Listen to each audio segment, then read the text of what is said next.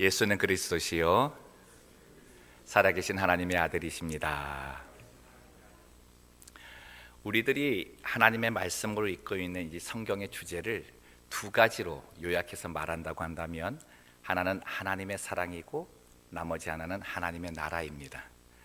이 두 가지 주제를 한 구절로 요약되어져 있는 곳을 찾는다 얘기한다면 요한복음 3장 16절 말씀일 것입니다. 하나님이 세상을 이처럼 사랑하사 독생자를 주셨으니 이는 그를 믿는 자마다 멸망하지 않고 영생을 얻게 하려 하심이라. 아멘.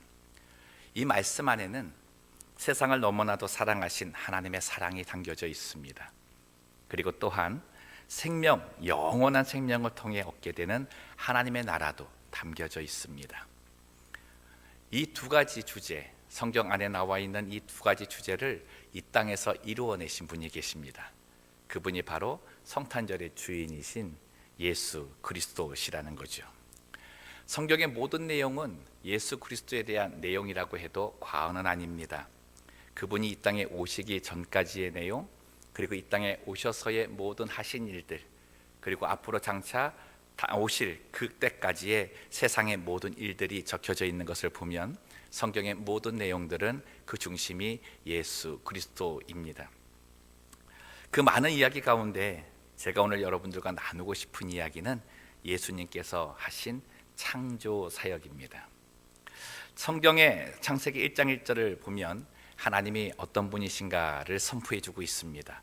창세기 1장 1절 말씀입니다. 태초에 하나님이 무엇을 창조하셨다? 천지를 창조하셨다 그럽니다. 하나님은 이 세상 만물을 창조하시고 우리를 지으신 창조주 하나님이시다라는 것이죠. 그런데 성경은 이 창조의 사역을 성부 하나님만이 하신 것이 아니라고 이야기합니다. 그 창조의 사역에 우리가 지금 이야기하는 예수님도 함께 계셨다는 거예요. 오늘 본문 1절에서 3절까지의 말씀을 제가 읽어드릴게요. 태초에 말씀이 계시니라. 이 말씀이 하나님과 함께 계셨으니 이 말씀은 곧 하나님이시니라. 그가 태초에 하나님과 함께 계셨고 만물이 그로 말미암아 지은 바 되었으니 지은 것이 하나도 그가 없이는 된 것이 없느니라. 여기에 나오는 말씀, 그 말씀이 우리 예수님이시라는 거죠. 요한복음 1장의 1절부터 14절까지의 말씀을 로고스 기독론이라고 이야기를 합니다. 당시 교회에는 한 이단 사상이 들어왔는데 영지주의라고 하는 이단 사상이 들어왔어요. 그래서 물질적인 것은 다 악하고 이 영혼만 선하다고 생각을 하는 그런 사상인데, 이 영혼을 건질 수 있는 것은 인간의 고상한 지식, 그리고 바로 소피아, 지혜라고 이해를 한 것이죠. 그래서 예수님이 구원자가 아니라 인간의 고상한 지식, 지혜가 사람을 구원할 수 있다라고 주장을 한 것입니다. 그래서 예수님 안에 있는 신성을 완전히 부인한 거죠. 그래서 예수님도 인간으로 오셨는데 그 인간의 그 몸이 부정된 것인데 어떻게 인간을 구원할 수가 있겠느냐, 그런 이단 사상이 들어온 거예요. 이 사도 요한은 이러한 이단 사상을 반박하기 위해 이 요한복음 1장 1절에서 14절까지의 말씀을 적습니다.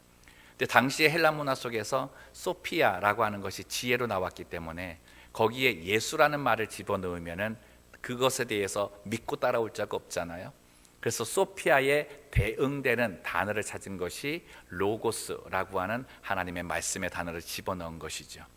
소피아는 여성성이고 로고스는 남성성을 가지고 있습니다. 그래서 로고스라고 하는 이 말씀에 예수님을 넣어서 읽으시면 그 말씀의 이해가 더 빠를 수 있습니다.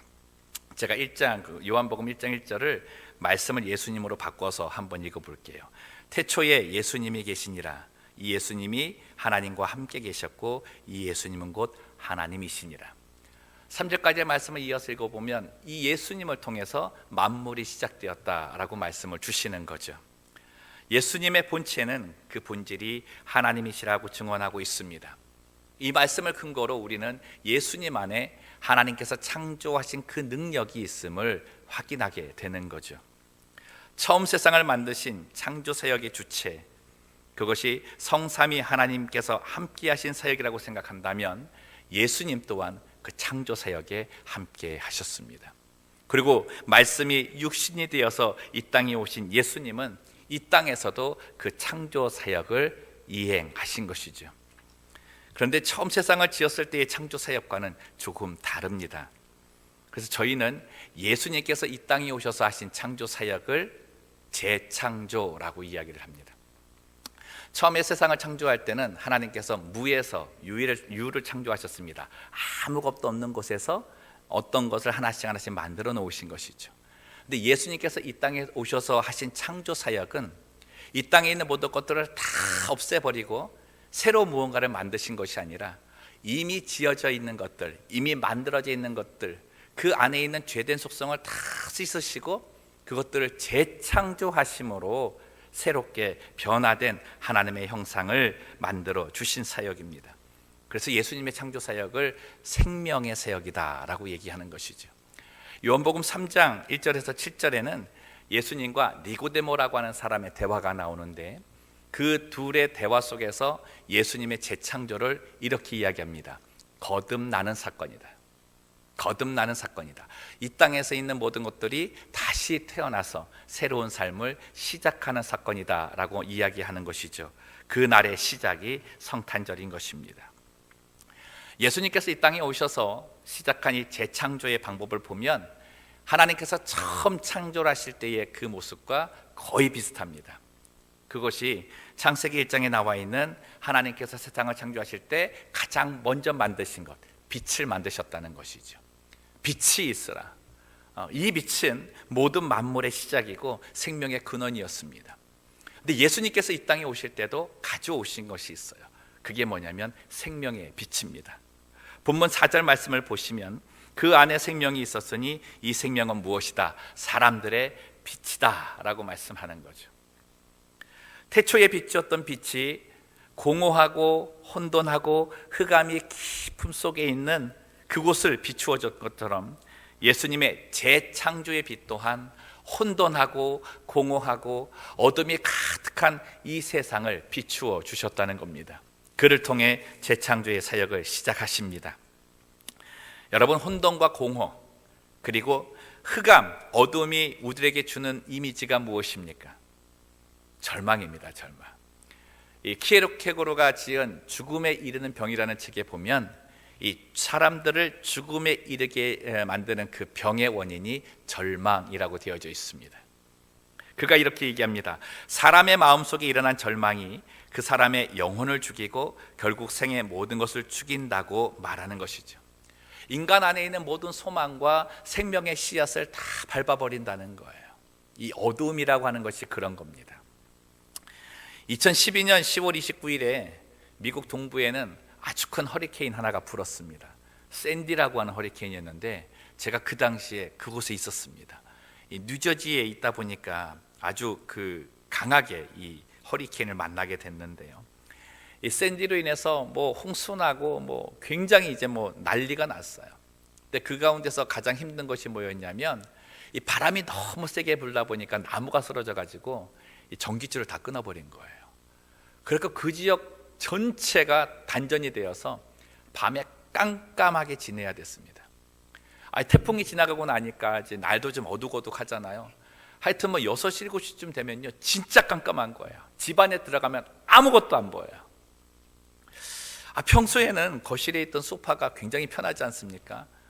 불 켜고 나서 밝은 데 가서 내가 언제라도 앉을 수 있는데 단전이 되고 나니까 그 편하던 소파가 가장 불편하고 가장 위험한 대상이 되더라는 거예요. 분명히 여기 있었는데 라고 해서 가서 피하면은 여기서 텅 쳐다보는 거예요. 그러다 보니까 정말 어디서라도 좀 불 하나 있었으면 좋겠다라는 생각을 좀 갖게 됐죠.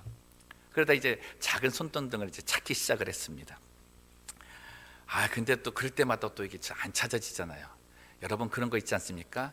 가장 필요할 때 잘 쓰기 위해 가장 잘 놔둬야지 했는데 그곳을 잊어버린 거예요. 그럴 때 없으세요? 그게 생각이 안 나는 거예요. 그러다가 이제 어디 서랍을 뒤지는데 진짜 요만한 거 하나 찾았어요. 요만한 손전등 하나 찾아가지고 딱 켰는데요. 딱 비치자마자 진짜 그 비친 공간이 요만큼밖에 되지 않았는데 그거 빛을 듣자마자 제 입에서 나온 게 뭔지 아십니까? 이제 살겠네 이 말이 나오더라고요. 작은 빛이 비침에도 불구하고 나는 아유 이제 좀 살겠네. 여러분, 우리의 인생도 이와 같다는 거죠. 인생의 어둠이 들여지면요, 깜깜해서 정말 안 보여요. 근데 안 보이는데 문제는 뭐냐면 그동안 내게 편안하고 그동안 내게 안전하고 그동안 내게 좋았던 모든 것들이 그 반대로 불편하고 위험하고 때로는 그것이 있는 것이 오히려 내게는 짜증의 대상이 될 때가 있는 거죠. 내 가족도 내 친구도 내가 하는 일들도 다 귀찮아집니다. 그리고 날이 갈수록 왜 그렇게 힘들어지는지 모르겠어요.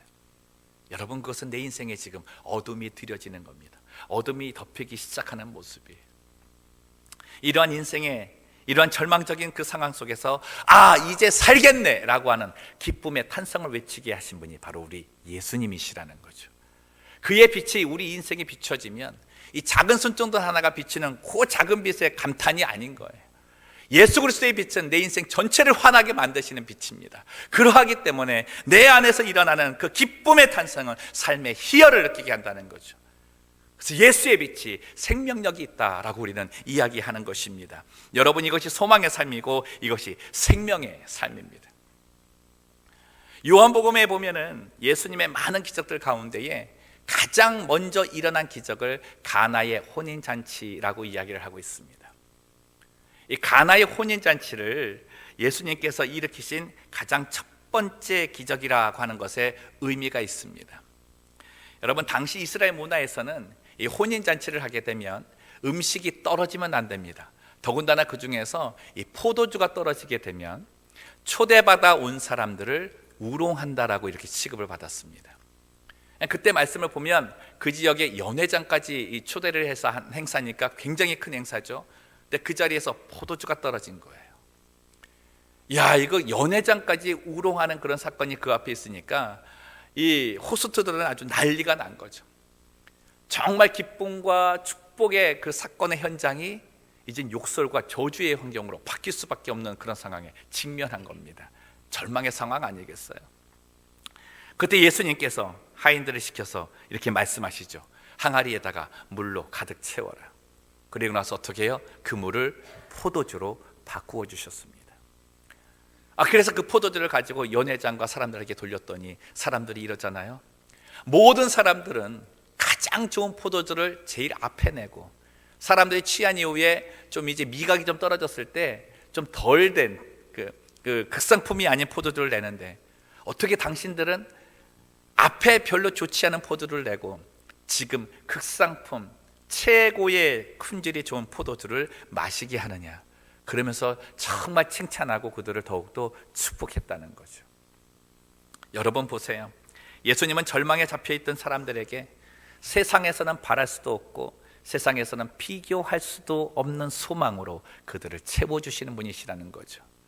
우리는 상상하지도 못할 소망과 기쁨으로 그 상황을 바꾸어 주시는 역전의 하나님이셨던 겁니다. 사랑하는 성도 여러분, 절망의 그 자리에 예수가 있으면 그곳은 어둠이 아니라 빛이 비치는 줄로 믿습니다. 이 빛을 받은 이 한 여집사님의 이야기를 좀 들려주고 싶은데, 이제 한국에서 사역을 할 때 여집사님 한 분이 이제 저에게 와서 기도 부탁을 하는 거예요. 그래서 무엇이 부탁이냐 그랬더니 이 남편을 위해서 좀 기도를 해달라 그런 거였는데, 이 집사님은 결혼을 할 때 남편이 아주 좋아갖고 쫓아다니면서 결혼을 했대요. 그리고 결혼을 하고 나서도 정말 그 연애 때보다도 더 사랑을 하고 더 위해 주더라는 거예요. 그래서 아이를 둘을 낳고 이제 행복하게 정말 사는데, 이 주변의 모든 사람들이 이 가정을 보면서 정말 심지어는 이 결혼에 대해 생각을 안 한 사람도 결혼하고 싶을 정도의 마음을 갖게 하는 그런 가정이었습니다. 근데 어느 순간부터 이 가정에 어둠이 덮이기 시작을 하는데요. 그게 뭐냐면 남편이 게임에 빠지기 시작을 한 거예요. 컴퓨터 온라인 게임에 빠지기 시작을 해서 거기 한번 맛을 들이더니요. 뭐 밖에 나가서 이제 자영업을 하신 분인데 그 일 끝나자마자 집에 들어와 가지고 자기 방에 들어가는 거예요. 그러고 나서 나오지를 않는 겁니다. 애들이 뭐 문 두들기면 그때부터요. 그렇게 자상하고 밝고 하나던 그 사람이, 그리고 언제나 아름다운 말만 애들에게 하던 그 사람이 화를 내기를 시작하는데 그 분노가 어떻게 진정시킬 수가 없더라는 거예요. 그 이후로부터 이 아내와 하는 것이 뭐냐면 말만 나오면 다툼으로 바뀌는 겁니다. 그렇게 화를 내고 싸우기 시작을 하더라는 거예요. 그 다음부터는 아이들도 외면이고 자기는 거들떠보지도 않고 그 이후로부터 같이 잔 적이 없대요. 남편은 항상 컴퓨터 앞에서 잤대요. 졸리면 자고 눈 뜨면 게임하고 그러는 삶인 거죠. 정말 그가 얘기하기를 이전에는 정말 하나님의 나라가 이런 행복감인 줄 알았는데 지금은 그 나라가 생지옥같이 너무나 불편하고 너무나 힘이 들고 괴롭다고 이야기하는 겁니다. 그러면서 저에게 부탁한 것이 뭐냐면 예수님이 빛이라고 하셨는데 그 빛을 이 어두운 자기 가정에 좀 비춰달라는 거예요. 특별히 자기 남편의 이 마음에 좀 빛을 좀 비춰달라는 거예요. 그렇게 기도를 하는 겁니다. 정말 오랫동안 기도를 했습니다. 볼 때마다 진짜 그 얼굴이 너무나 어두웠는데 그러다가 참 하나님께서 어떤 은혜를 주셨는지 모르겠지만 제 마음에도 같은 응답을 주시고 그 여집사님 마음에도 같은 응답을 주시는 거예요. 그게 뭐였냐면은 셋째를 가져보자 이런 거였어요. 이것도 내년에 하나씩 더 낳는 건가 아닌가 모르겠어요. 그래가지고 이제 나도 얘기하고 그분도 얘기하면서 깜짝 놀란 거죠. 그럼 아이를 한 번 더 가져보시면 어떻습니까? 그분도 그런 마음을 하나님께서 주셨다는 거예요. 근데 그 기도 제목을 딱 받고 나서 이제 이게 어떻게 가능할까 생각을 한 거예요. 왜요? 자기 옆에는 오지도 않는데 외면하고 자기하고는 잔 적이 지금 얼마나 지났는데 어떻게 애를 갖느냐고요. 그러고 나서 어떻게 또 그것 가지고 기도를 했습니다. 몇 개월이 지났는데 그 하루는 여집사님이 밝은 얼굴로 오시면서 저에게 그러는 거예요. 목사님, 저 셋째 가졌어요.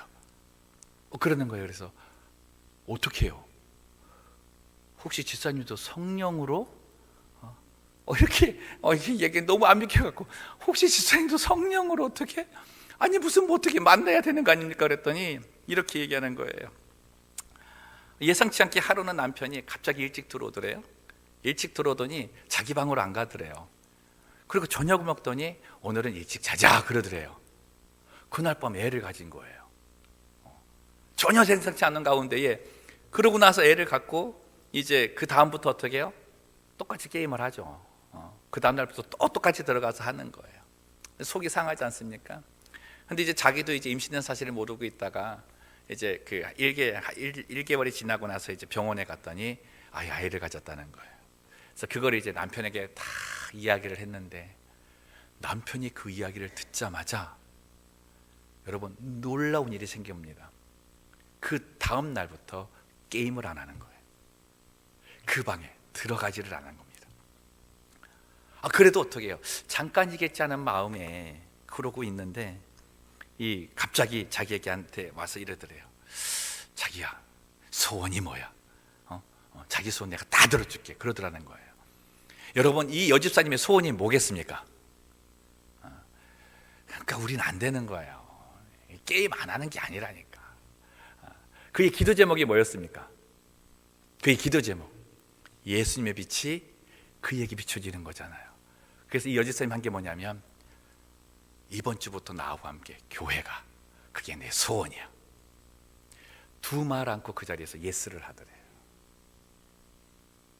두 말 않고 그 자리에서 예스를 하더니 그 주부터 교회를 나오기 시작을 하고 여러분 그때부터 예전의 모습으로 회복되기 시작을 하는데 예전에 행복했던 생각은 전혀 기억나지 않을 정도로 더 크고 더 많은 사랑으로 자기 아이들과 자기를 사랑해 주더라는 겁니다. 그분이 그래요. 목사님 이제는요 이 생지옥이 거꾸로 이 누구에게도 비교할 수 없고 정말 어느 곳과도 비교할 수 없는 하나님의 나라로 변했어요. 그렇게 이야기를 하는 겁니다. 사랑하는 성도 여러분, 빛이 되시는 우리 예수님이 우리 안에 비춰주시면 이러한 삶의 기적의 역사는 일어날 수 있다는 거죠. 여러분 기억하십시오. 예수님께서는 나의 어려운 상황을 바꾸시기 이전에 먼저 내 영혼과 내 마음을 비추셔서 내 안에 있는 절망부터 바꿔주시는 분이에요. 어둠의 생각부터 바꿔주시는 분이에요. 12년 동안 혈류병을 앓던 여인이 예수님을 만나서 그 인생에 소망을 갖게 됩니다. 38년 동안 베데스다 연못 옆에서 그 연못에 들어가야만 낫겠다라고 하는 그거 하나 붙들고 살던 사람이 아무도 자기를 들여보내주지 않자 절망 속에 살 수밖에 없었지만 예수를 만난 그 순간 그 모든 어둠과 모든 아픔이 기쁨과 환희로 변하게 된 것이죠. 나면서부터 졸름발이, 나면서부터 질병으로 또 그 장님으로 절망 속에 살았던 병자가 예수님을 만나서부터 그의 인생의 세상의 빛 그리고 영광의 빛을 보게 된 그 은혜를 우리 예수님께서는 허락해 주신 것이죠. 여러분, 우리 예수님은 그것 위에서 오신 것입니다. 그것 위에서 이 땅에 오신 분이세요. 예수님께서 이 땅에 오셔서 비추신 빛은, 그 재창조의 빛은 죽음을 생명으로 바꾼 빛입니다. 어둠을 광명으로 바꾼 빛이에요. 불안함과 불편함을 내 안에 화평과 평안으로 바꿔주신 빛입니다. 무엇보다 어떻게 해요? 다툼을 우리 안에 있는 평화로 바꾼 분이시죠. 사랑하는 성도 여러분, 예수님의 성육신 사건 속에 바로 하나님의 마음이 담겨 있습니다. 이 땅에 사는 모든 사람들이 어둠 속에 거할 수밖에 없지만 그들이 예수 그리스도를 받아들임을 통해 그 빛이 비추어짐을 통해 이제는 더 이상 어둠에 살지 않는 나의 백성이 되게 하는 것, 그것이 바로 하나님께서 이 땅에 예수님을 보내신 지극한 사랑의 마음이었던 거죠. 사랑하는 성도 여러분, 축복합니다. 내 인생이 자꾸 힘들어지세요? 생지옥이 따로 없다는 생각이 드십니까? 예수님의 빛을 사모하는 성도들 되시기를 주님의 이름으로 축복합니다. 그러면 내 인생에도 이러한 빛의 역사가 일어나게 될 것입니다. 이 여주사님께서 이제 행복한 생활이 회복된 후에 이런 말씀을 하셨습니다. 자기는 모태신앙으로 컸대요. 태어나면서부터 이제 신앙생활을 한 거죠. 그리고 교회 생활 한다고 하면서 이렇게 다녔던 거예요. 근데 자기는 이때까지 예수님의 빛을 못 받고 살은 것 같다고 이야기를 하는 겁니다. 결혼하고 나면서부터 어떻게 보면 이 빛을 거부하며 살았다는 거예요. 안 믿는 남편하고 이제 살다 보니까 이 남편이 너무 잘 대해주잖아요. 그러다 보니까 예배 생활도 빠지고 교회 생활도 드문드문하고 뭐 아이들하고도 얘기할 때도 이 예배에 대해서 그렇게 중요하게 여기지도 않고 믿음을 심어주는 일들도 다 잊어버리고 살았대요. 예수가 하나님의 아들이라는 게 뭐 나하고 무슨 상관이 있느냐는 거예요. 그냥 뭐 교회 가서 그냥 예배 드리고 오면 되지, 그러고 살았대요. 그러다가 예수님이 하나님의 아들로서 마구간에서 태어나신 일, 나의 죄를 씻기 위해서 십자가에 달려 죽으신 일, 죽음 가운데서 3일 만에 다시 살아나셔서 내게 영원한 생명을 주신 일이 이번 사건을 통해서 자기 영혼을 비춰주더라는 겁니다. 타성에 젖은 교인의 모습으로 사는 그 모습을 성경은 이렇게 기록하고 있는 거죠. 5절 말씀을 보시면 빛이 어두움에 비치되 어두움이 깨닫지 못하더라. 깨닫지 못하더라. 9절에서 17절 말씀 우리 함께 읽겠습니다. 시작. 참빛 곧 세상에 와서 각 사람에게 비추는 빛이 있었나니 그가 세상에 계셨으며 세상은 그로 말미암아 지은 바 되었으되 세상이 그를 알지 못하였고 자기 땅에 오매 자기 백성이 뭐하였다? 영접하지 아니하였다. 타성에 젖은 신앙생활이 이 모습이라는 거예요. 내게 생명의 빛이 비추어지는데 나는 그 빛을 거부하며 살았다는 겁니다. 여러분, 지금 우리의 삶이 그럴 수 있습니다. 이 어둠 속에 있다라고 하는 거는요, 그 상황이 때로는 어둠의 상황인지도 모르고 살아갈 때가 있어요. 이것이 정말 영적 무지입니다. 깨닫지 못하는 상황 가운데 거하며 살고 있다는 것이죠. 사랑하는 성도 여러분, 어둠에 있는 자가 당황해 왔을 때 분별력이 잃는 것은 자연스러운 거잖아요. 무엇이 옳은지 무엇이 그른지. 여러분, 이 땅에 살면서 우리가 정말 깨달아야 될 것은 내가 지금 죄악 세상에서 죄에 물들어 있는지 아니면 거기서 벗어나 깨끗한 삶을 살고자 애쓰고 있는지 그 분별력을 가져야 된다는 겁니다. 그러기 위해서 예수의 빛이 내 영혼을 비추어야 된다는 것이죠. 여러분, 그 빛을 받아들였을 때 우리에게 나타나는 일들을 보십시오. 오늘 본문 12절에서 14절까지 말씀입니다. 영접하는 자, 곧 그 이름을 믿는 자들에게는 하나님의 자녀가 되는 권세를 주셨으니 이는 혈통으로나 육종으로나 사람의 뜻으로 나지 아니하고 오직 하나님께로부터 난 자들이니라. 말씀이 육신이 되어 우리 가운데 거하심에 우리가 그의 영광을 보니 아버지의 독생자의 영광이요 은혜와 진리가 충만하더라. 아멘. 우리들에게 나타난 일이 뭡니까? 첫째, 하나님의 자녀가 되는 권세를 얻습니다. 둘째, 하나님께로부터 난 자들이 됩니다. 셋째, 예수님이 우리 가운데 거하십니다. 실제로 나의 삶에 임마누엘의 역사를 보이신다는 것이죠. 네 번째가 뭐네요? 그리스도 안에 있는 독생자의 영광, 하나님의 영광과 은혜와 진리가 우리 안을 충만하게 채운다는 거예요. 진리가 우리 안에 채워지기 때문에 우리의 무지가 깨어지는 겁니다. 깨닫지 못하고 살던 우리들이, 분별력 없이 살던 우리들이 올바른 것을 보고 깨달아지고 그 뜻대로 살게 되는 지혜를 얻는다는 거예요. 예수님은 이것을 주기 위해 이 땅에 오셨습니다. 사랑하는 성도 여러분, 이 은혜 다 받으시기를 주님의 이름으로 축원합니다. 말씀을 정리하겠습니다. 예전 찬송가로는 405장일 거고요, 아마 지금 새 찬송가에는 305장으로 되어 있을 텐데, 나 같은 죄인 살리신이라는 곡이 있습니다. 나 같은 죄인 살리신. 곡을 지은 작곡자는 존 뉴턴인데, 이분의 인생이 참 의미가 있습니다. 그는 목사가 되기 전에 노예를 파는 노예상이었습니다. 이 노예를 정말 학대하고 인간 이하로 취급하던 사람이었죠. 근데 그의 인생이 처음부터 이런 인생은 아니었죠. 그의 가정은 독실한 기독교 집안이었습니다.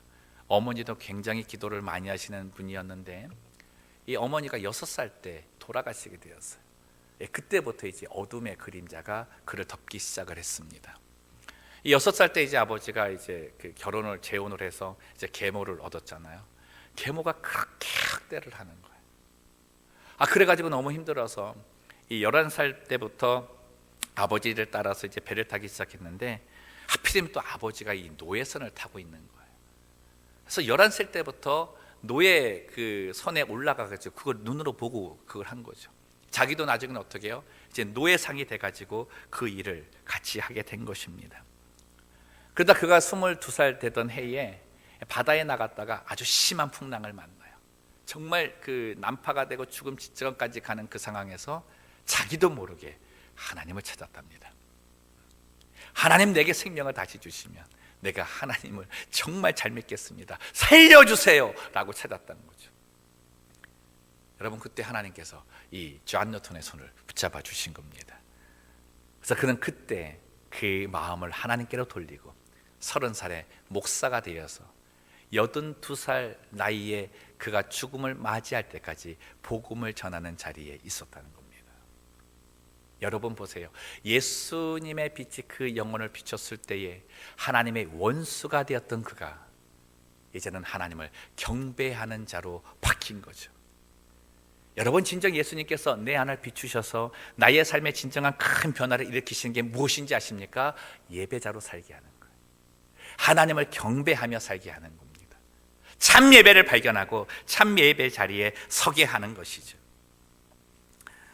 여러분, 이 삶이 이 땅에서 예수님께서 바라시고 하나님께서 원하시는 삶이에요. 여러분, 이 성탄절에 우리는 무엇을 주님께 드려야 하겠습니까? 이 땅에 재창조를 하기 위해서 오신 그 예수님께 재창조의 모습을 드려야 하지 않을까요? 그 첫 번째는 내가 참 예배자가 되는 것입니다. 두 번째는 그런 참 예배자로 세워지는 새 생명을 낳는 일입니다. 오늘 저희 교회는 이 새 생명의 탄생을 보게 됩니다. 입교, 세례, 유아 세례를 통해서 정말 세상에 죽은 영혼들, 세상의 그 어린 생명, 세상에 버려진 그 영혼들이 이 날을 통해 하나님을 내 인생에 받아들이고 예수를 통해 새 생명을 얻게 되는 거죠. 정말 거듭나는 기쁨의 날입니다. 참 예배자로 서는 축제의 날입니다. 저는 이 성탄절에 우리가 주님께 드릴 수 있는 가장 귀한 선물이라고 생각을 합니다. 사랑하는 성도 여러분, 생명의 빛이 되기 위해 이 땅에 오신 예수님, 그것을 위해서 사랑하는 아들을 보내시고 십자가에 죽기까지 그 아픔을 겪으셨던 그 하나님, 그분은 우리의 경배를 받기에 합당하신 분이십니다. 우리에게 예배를 드리기에, 당연히 그 예배를 받으시기에 합당하신 분이세요. 이 성탄절에 생명의 빛 대신 예수님을 모시고 그분을 온전히 경배하며 빛된 인생을 살아가시는 성도님들 되시기를 주님의 이름으로 축원드립니다. 기도하겠습니다. 살아계신 하나님 아버지, 내 인생이 어떠한 모습일지 잘 알지는 못하지만 예수의 빛이 내게 비추어 주지 않았다면 나는 아무리 달려도 절망의 끝을 바라보는 그 길에 서 있을 수밖에 없습니다. 주께서 내게 생명의 빛을 비추어 주셨기 때문에 나의 삶에 분별력을 주시고 나의 달려갈 길을 옳게 만들어 주셨사오니 이 구원의 손을 놓지 아니하게 하여 주시고 생명의 빛 대신 주님 앞에 참 예배자로 살며 이제는 세상의 빛된 역할을 감당하는 주의 백성 되게 하여 주시옵소서. 감사하며 걸어가신 예수님의 이름으로 기도드리옵나이다. 아멘.